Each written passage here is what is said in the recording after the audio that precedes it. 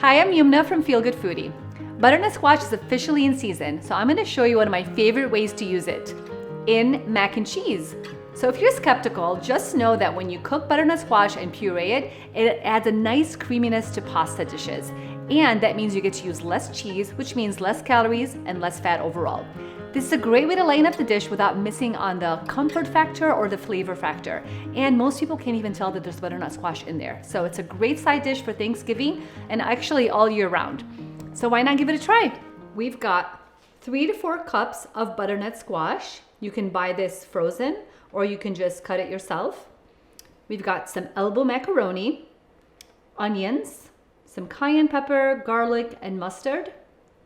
We've got vegetable broth and milk, a mix of cheddar cheese and gruyere cheese, and salt, pepper, and olive oil to get started. Let's get cooking. We'll start by heating up some olive oil and cooking the onions. Once the onion softens, it's time to add the rest of the ingredients. So we're gonna add the butternut squash, and I'll throw in a little bit of cayenne pepper. There's just 1/8 teaspoon, but you can add more or less depending on how spicy you like it. Some garlic and some mustard powder or fresh mustard. We're going to saute this for about 3 to 5 minutes just until the vegetables start to soften a little bit. Now that the butternut squash is getting cooked, we're gonna go ahead and add the vegetable broth. This is also a great time to go ahead and season it, so we're just gonna add some salt and pepper.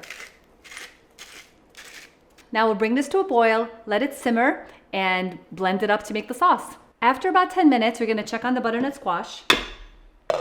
And you just wanna use your fork to check if it's fork tender. So if you go in here, you can see the fork goes right in there. So it's nice and smooth, and that's exactly what we're looking for. And don't worry if it looks a little chunky, it'll be nice and smooth once you blend it all up. Now what you can do is either transfer this to a blender, or I actually have an immersion blender that I love to use for sauces. And I'll just go right in and blend it right in the pot. So you're using less dishes and it's just overall more convenient. It's so loud. Am I getting some on my clothes? This is the consistency you're looking for. As you can see, it's smooth and creamy and velvety, and it kind of looks like cheese. I mean, let's be honest. So I have some gruyere and cheddar, and you can use any kind of cheese you want.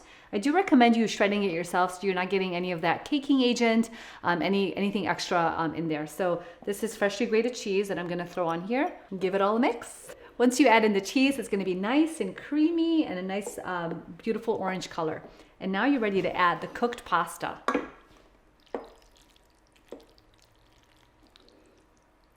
And there you have it. The butternut squash mac and cheese is all done. This is a wonderful Thanksgiving recipe that everyone is going to love. And I like serving them in these cute little bowls if you're not serving it on a large plate for Thanksgiving. Nice and cozy and comforting with less fat and less calories. So it's time for video Matt to try my butternut squash mac and cheese.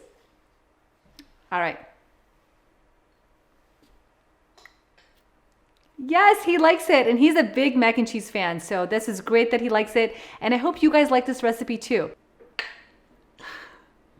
Thank you for watching. Check out the description below for the full written recipe. And if you like this video and you want to see more healthy-ish videos with feel-good ingredients, go ahead and like, follow, and subscribe so I can share more videos like this. See you next time.